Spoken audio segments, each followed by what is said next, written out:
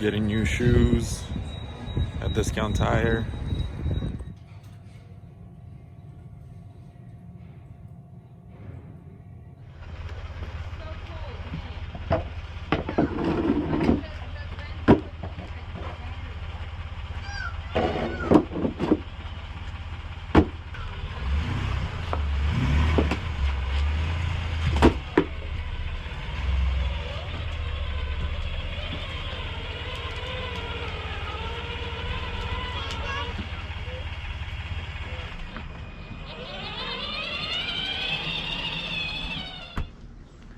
...2018 Expedition with a Whipple EcoBoost upgrade.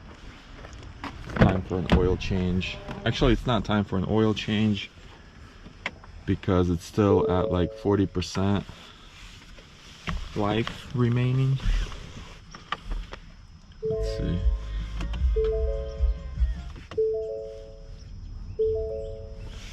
Let's see.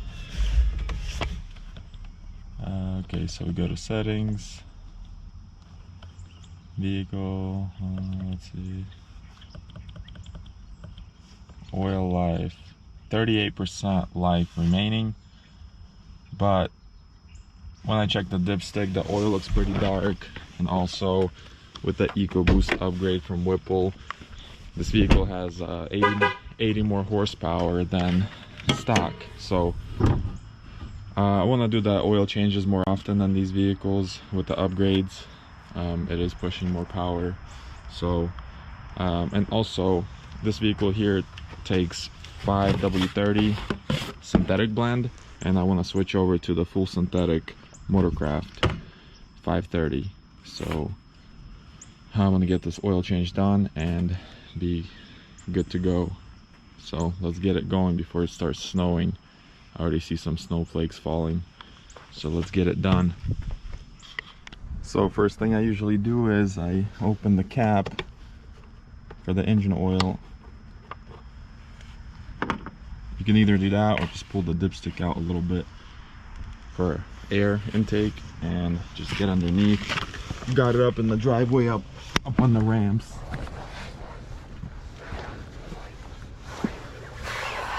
Did notice that this thing has a little bit of a oil leak, which looks like it's just like wet, it's not dripping or anything. So I'm gonna have to check the bolts on the oil pan. I never removed the oil pan or anything, but I did take this engine out. This is the same Expedition that I did the rebuild on a few months ago. It was completely destroyed, so check out my other videos. You could see the before and after what this thing looked like. It was insane. I basically bought this thing for like $8 grand, and it cost me over $36,000 total, so you can imagine how much damage this thing had.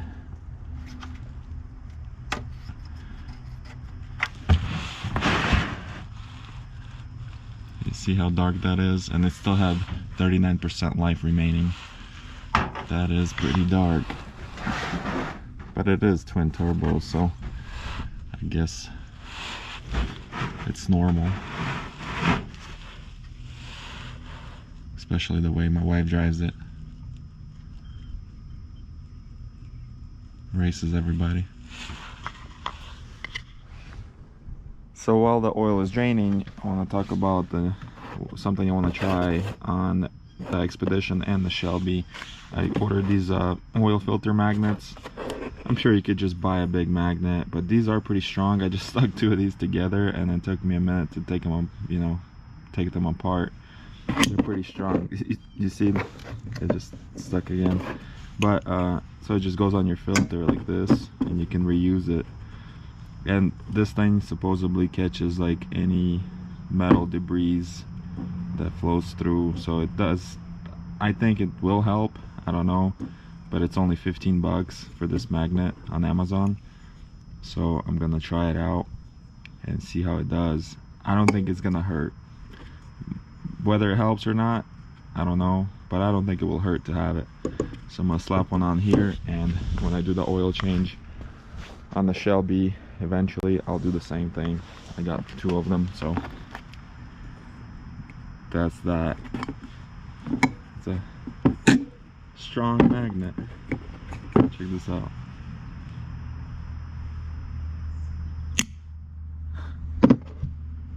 Yeah. I need a screwdriver to take them apart. There's no way I can take them apart like this.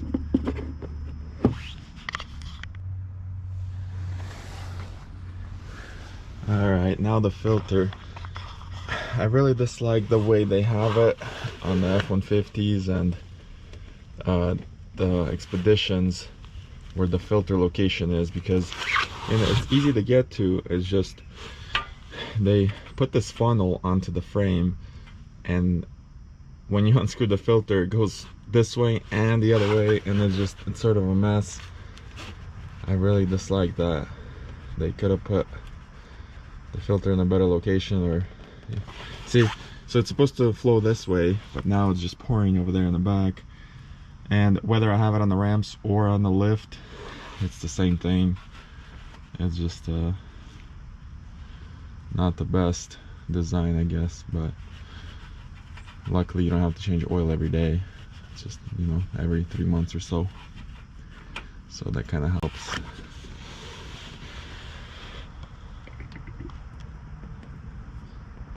And I stick to using Motorcraft filters and oil, because that is what is recommended by Ford, so I stick to it. When it's possible, on some cars, when the filter is upright like this and the screws on like that, I fill them up with oil. But on this car, the filter is like this, so if I fill it up, it's just gonna spill out when I screw it on. So I'm not gonna fill it, but I do put a little bit of oil on the O-ring, and that's about it. And just hand tighten it as hard as you can. You don't need tools or anything, just hand tighten. It's fine, because this is a rubber seal and it seals it up really nice.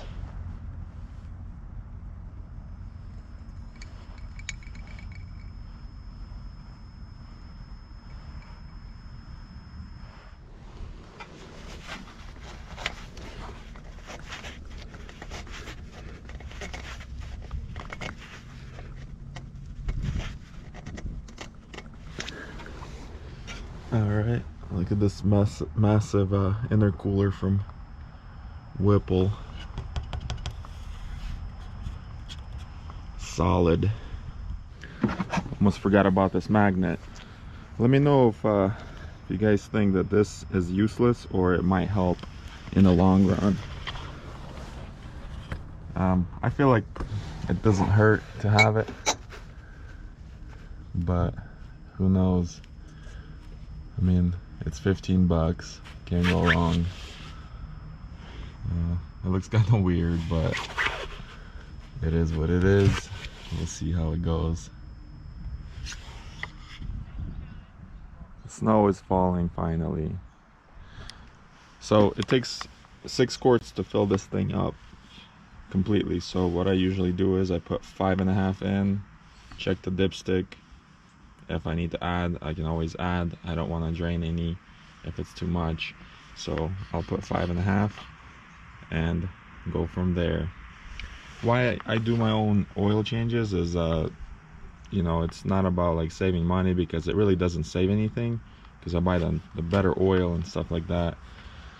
But it's more of like, I know it's been changed and I know what's in it, you know, because I've had a bad experience in the past with another vehicle that we had. It was a 2011 Mercedes ML, the diesel version, the 3.0 diesel, and you know, it was under warranty and everything, so we kept taking it to the dealer, and at 70,000 miles the timing chain failed. It stretched, started making noise. We took it back to the dealer. They said, you got to replace your timing chain, and that's gonna cost $5,600. So I said, no way I'm gonna do that, and I replaced it myself. But when I took the oil pan off, it looks like that oil has never been changed in that car, the whole 70,000 miles.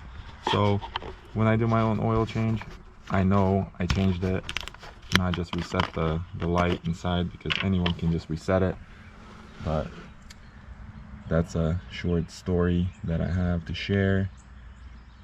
And you know, oil changes are not hard to do. It's just a plug. Like on this car, you don't even need, you know, a socket or anything. You just need some pliers, or if you got, you know, a strong hand, you don't even need pliers to remove the cap. It's plastic.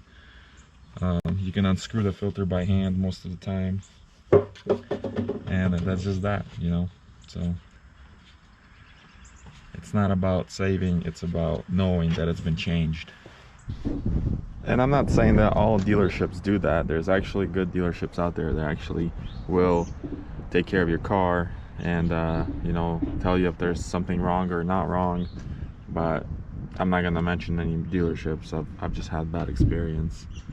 So as far as oil changes, I like to do them myself if I have time. If I don't have time, yeah, you know, once in a while I'll take it in and get a quick oil change. But this time I went with 5W30 full synthetic Motorcraft, slapped a magnet on the filter, and you can see that I'm still missing this nice little cover here for the radiator support, which I keep forgetting to order because, you know, I don't open the hood much on this car, so I forget I need to order it so I can complete this underhood. And yeah, this thing was basically wrecked on this passenger side here.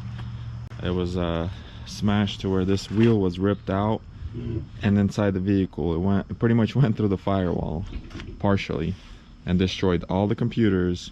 When I got this car delivered, it had the wrong keys, it didn't start. I thought it was just gonna be a parts car, but I ended up saving it. Most of it was painted, but everything turned out awesome. So check out my other videos on this rebuild. It's like a 10-part rebuild. You know, one of the first things I actually bought for this car was the Whipple EcoBoost upgrade, which comes with this nice filter here, bigger intercooler, and a tune. So it added another 80 horsepower and 150 foot-pounds of torque to this 3.5 EcoBoost. And you know, Whipple is amazing. They actually have this EcoBoost upgrade here fits the F-150s as well, the 3.5s and the 2.7s. So it's a really good upgrade, especially if you're towing and stuff like that. This one here, it came with 375 horsepower stock, so additional 80. It makes a huge difference. And right now it's actually custom tuned through Whipple, and it's probably closer to 500 horsepower total at the, you know.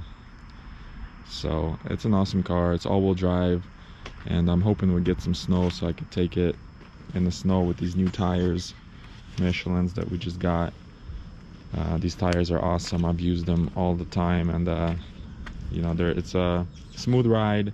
They last forever as long as you keep them rotated, you know, every, you know, 6,000 miles or so. So every oil change, basically just rotate them, and they're gonna last forever. On my Sprinter vans, when I ran the vans across country, I was getting, you know, around 150,000 miles on these same tires, the Michelin Defenders, and those vans are two-wheel drive, and I've never had to put chains on any of the vans. And it's a great tire. They are a little bit pricey, but it's worth it if you're, you know, buying it to keep the car. I mean, if you're keeping the car, you're buying some tires. These tires are the way to go. So I ended up putting 5.5 quarts of oil, and the dipstick is showing at the max, but you know, the filter is dry. So what I'm gonna do is I'm gonna reset the oil life and go ahead and start the car, and you know, run it, take it off the ramps onto flat ground, and once I turn it off, give it a few minutes and check it again, make sure the level's good.